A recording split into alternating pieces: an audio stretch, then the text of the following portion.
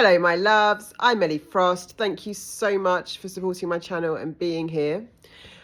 This week, I'm looking at emotional intelligence, right? There's a number of things I'm teaching on the multidimensional healing, rapid healing of narcissistic abuse symptoms, and then we want to be rebuilding, right? Being a great manifester of a much better life. A more soul-aligned life in integrity with our values, with our passions, with our joy, right? Which is possible no matter how long you've been in this mess, right? But I'm teaching nervous system regulation, right? So that we build capacity to actually process emotions, yeah? We stop trying to solve emotional issues on the level of the mind because we have an emotional body, not an emotional mind. So the emotions need to process in the body. And then after we've processed the emotion, which should be fast once we get regulated, we don't get stuck in emotions once we're regulated, then we can use our mind to look at things and see where we need to put boundaries in and have powerful conversations with people or do things differently in our lives, right? Once we're regulated as much as possible. Now, the thing with boundaries is they're essential. They're essential.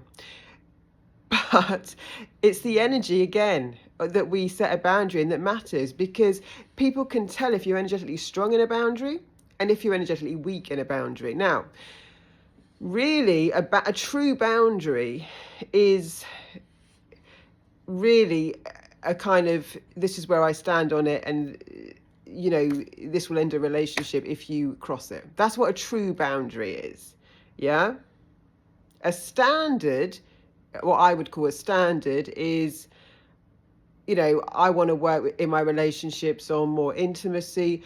I'd like us both to be working on our trust issues together, sharing more openly, yeah?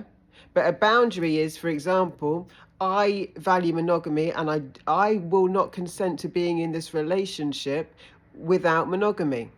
And if you cross that boundary, our relationship is over. If it's a true boundary, it's like, this is where I sit. We don't need to have many boundaries, true boundaries in our life, right?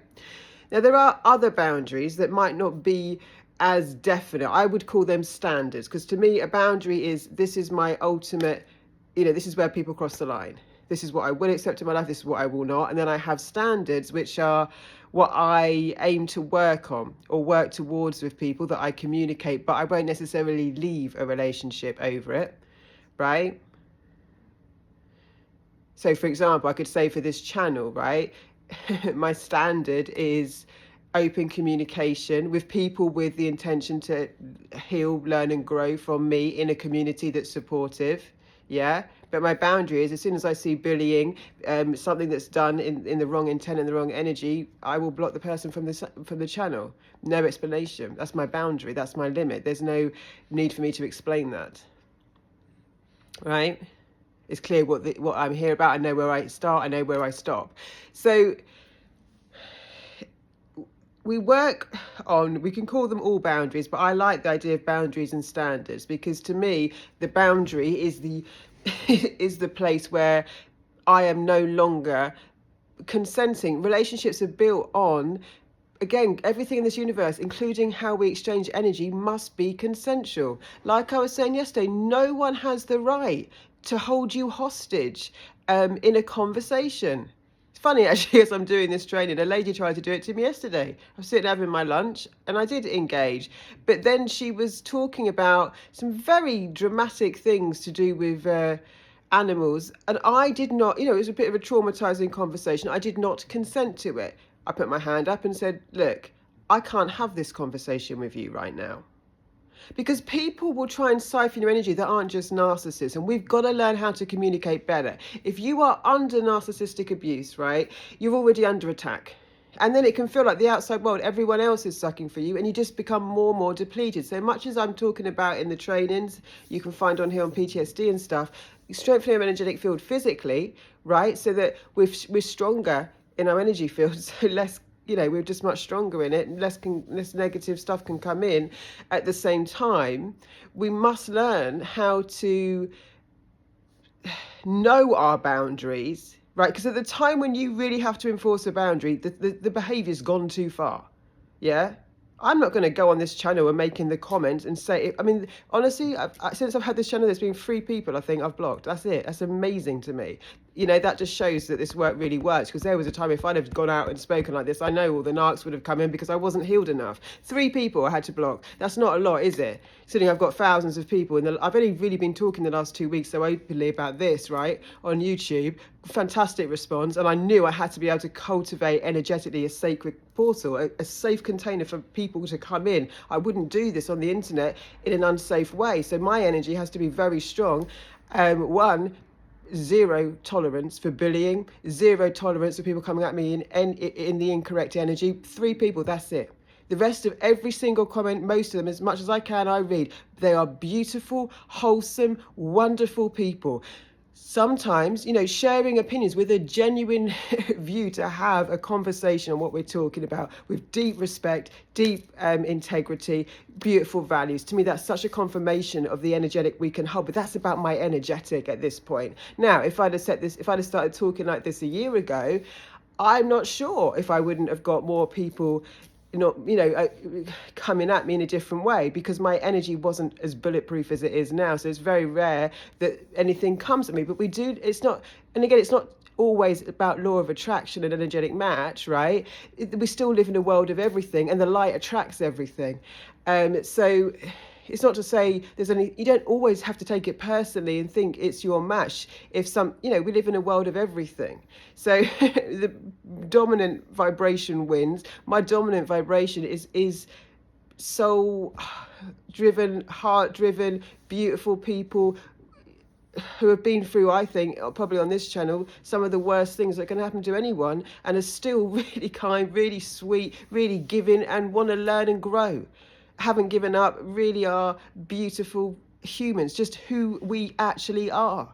You know, it represents us to me. Every time I see a beautiful comment, I'm just in love with it. I just remember it helps me. I knew this in my heart anyway, but I just plug into loving people. I believe in us. That's the one thing the narcissist would never take from me, my heart and what I know about people. Because what I know about me, I know about you, right? I do. I know what I know about me, I know about you, and my heart will never change, you know? And I will not have my right to be loved and to be loving, to be generous in a way that doesn't ever deplete me, where I can give and give and give to people who can give to me back, and it's not keeping score. It's just a beautiful thing where I'm not doing it at my expense. And if I have to draw the line on something, or I don't answer because it isn't something that I want to participate in, it's respected. Respectful, safe, loving containers, respectful, safe interactions, relationships where we can all grow. Yeah, that's what I stand for, and that's what we're creating here, and I'm absolutely over the moon to see that. But let's go on. So by the time you've got to set a real boundary, right, because normally when we've got in a relationship, we should have discussed, hopefully, where we stand on things like that are very important to us, or during communications, we may have had arguments and needed to explain where we stand. By the time you've got to enforce a boundary, the behaviour's gone too far. Now, what narcissists do is erode your standards and erode your boundaries constantly. So you lose yourself, you lose your identity, you lose your self-esteem, they rob you of everything, and you become shelled out. And now you've now consented unintentionally, because they've eroded you down so far that everything you stood for doesn't matter. They've now ignored everything that matters to you. Because, like I said in one of the videos, the subconscious, very dangerous program that they're putting in your brain is that you don't exist, and what you care about doesn't matter. You are just what they need you to be. But I want to give you, it's not only narcissists that siphon our energy. People who don't self-regulate tend to try and suck from others. You'll know this if you've been with a colleague, right? Or a friend, and you can't get off the phone. You're being emotionally hijacked. So we really need to learn, right, some better tools, and that this is, on our emotional intelligence, and get out of the people-pleasing issue of trying to be nice at some kind of sacrifice. It's very unhealthy. It's very toxic. People pleasing is toxic. What is healthy is authenticity and truth, which means my feelings matter, my emotional health matters so much. You wouldn't be drinking poison every day, but when we allow our emotional health to be, I'm only laughing at that because that was like, it's like irony to me, you know, like we haven't been taught emotional intelligence, and our emotional perception and experience of life is our entire well-being a lot of the time. You know, if we're in physical health, everything is about how we feel. So we cannot afford to have our energy siphoned, especially not in narcissistic abuse. But we've been conditioned, brainwashed to be nice, which, what does that even mean? What is nice? I believe in being kind, being authentic, and being true. I cannot build any connection with you whatsoever if you don't know where I stand, because I'm not showing you who I am. And if I let you invade my boundaries, there's going to always be a point where I'm going to need to walk away, and that could just be because I haven't had tools to communicate with you so we can both work together, you know. Because after these kind of abusive cycles, sometimes we just want to get everyone out of our lives, but we've got to learn to rebuild healthy relationships. And even if you're in a narcissistic relationship, in other areas of your life, use these tools, because it's good to see how relationships can grow, and it can be very, very wonderful, right, to connect in safety. We want to create safety in our relationships, which means we've got to know our limits. Now, our body's always talking to us. Our emotions are messengers. You know, in a conversation when you're starting to feel uncomfortable, I need to go now. But we always think we've got to over-explain ourselves, and we don't. I just need to go.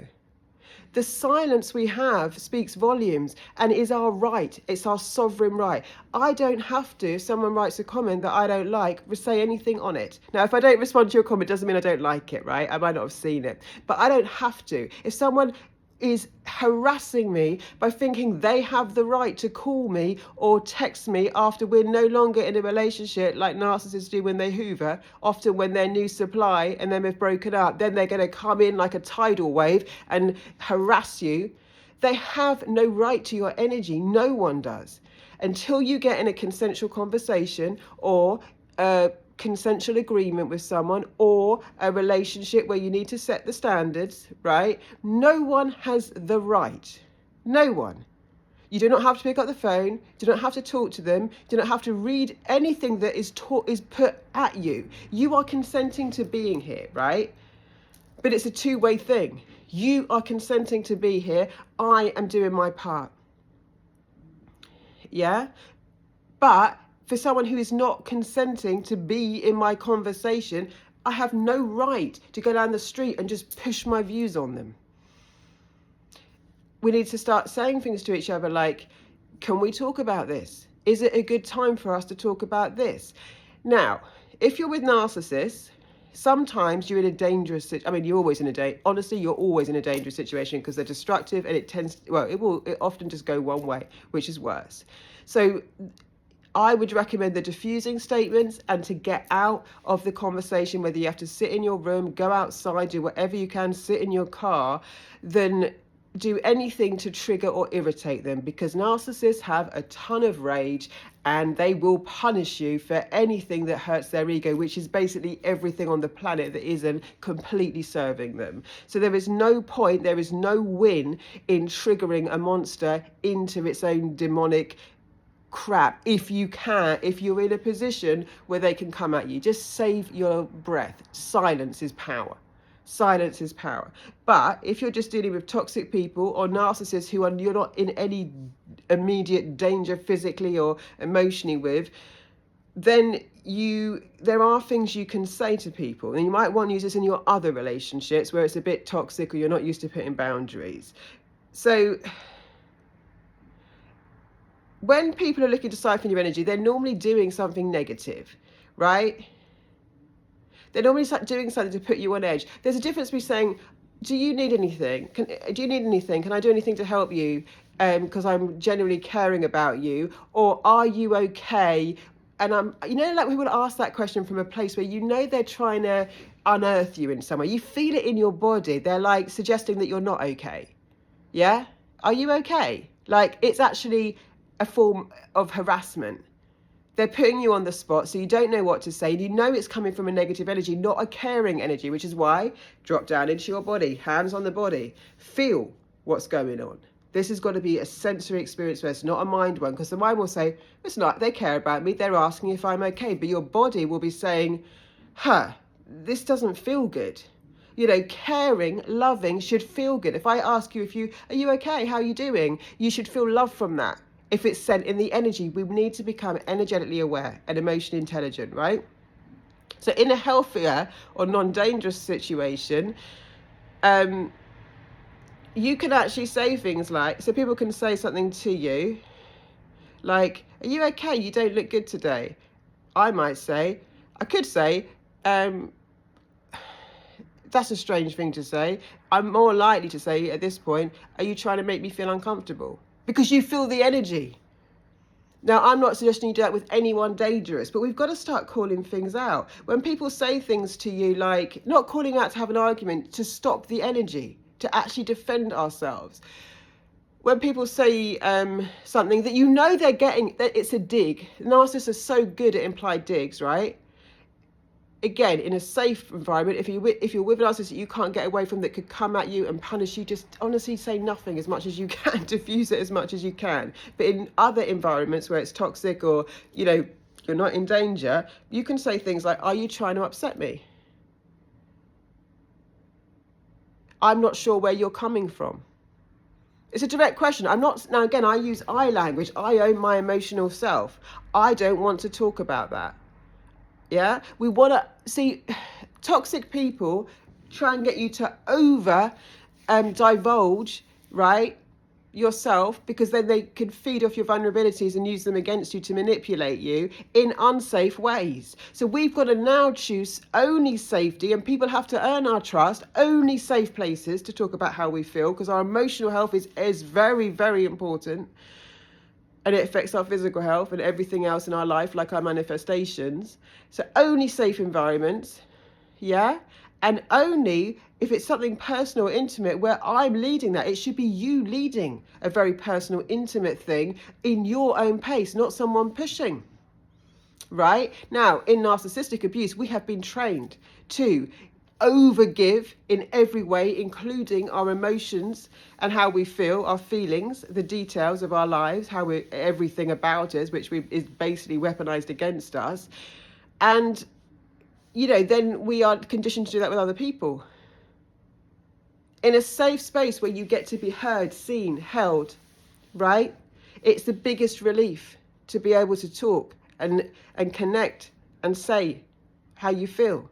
But in unsafe spaces, it will cause you anxiety, guilt, confusion. You will feel it. So you get to shut every one of those down. I'm not feeling very well. I can't talk about this right now. Anything you can do to shut it down. Are you trying to upset me? Because all these people do, narcissists and toxic people, is hook onto a negativity. You'll notice the difference. If I see someone depleted, I'm not going to hook onto their negativity. I'm going to try and build them up. I love your eyes. I love your shoes. I don't need to say, are you okay? You look, but I don't even know them. There's no safety here. Do you see it's inappropriate? If people are building you up and setting your soul on fire in some way and making you feel good, there is something wrong with it. You might have been in it your whole life. I was for a long time. It's still completely inappropriate, not life-giving, and something you get to shut down. So I need you in your bodies, right? We need to be in our bodies. So drop the energy down from the head into the body. When someone is talking and they're talking at you, you don't really want to be, it's at you. It is not good. This is at you. This is like throwing something at you. Be in the body. How do I feel? I can't talk about this right now. Someone makes a dig. It might be passive aggressive. Not necessarily if you're in a dangerous situation with a narcissist, but someone else. Are you trying to upset me? You're not saying, I know you're doing this, because that's where we lose power. Everything is either I language or a question. You question them because what they're doing is interrogating you, right? They're interrogating you about your emotions. Are you okay? You look a bit off.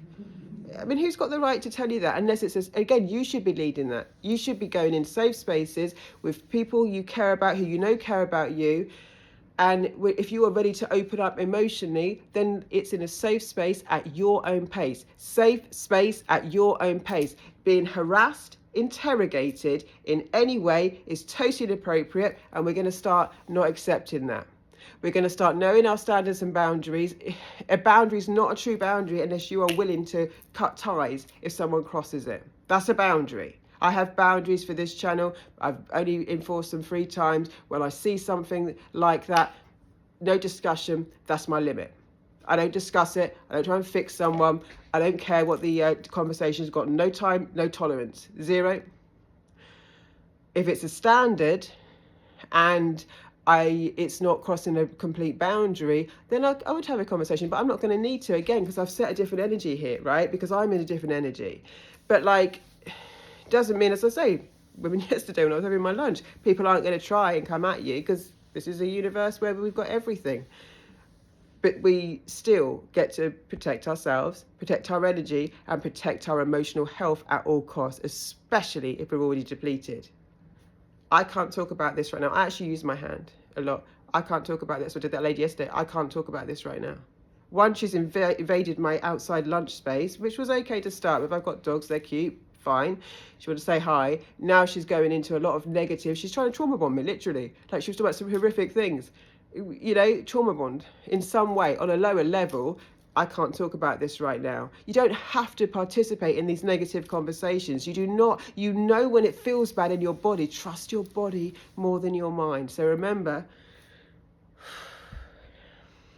throughout the day, there's an exercise in one of the PTS. I put an exercise in one of these where it's just like putting you back in your chakras. But you can just imagine your root chakra, which is just below your belly button, kind of where your tailbone is.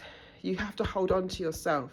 And when your little girl and little boy inside of you, right, is starting to feel uncomfortable, the mama bear, right, or the papa bear needs to kick in and say, I can't deal with this right now.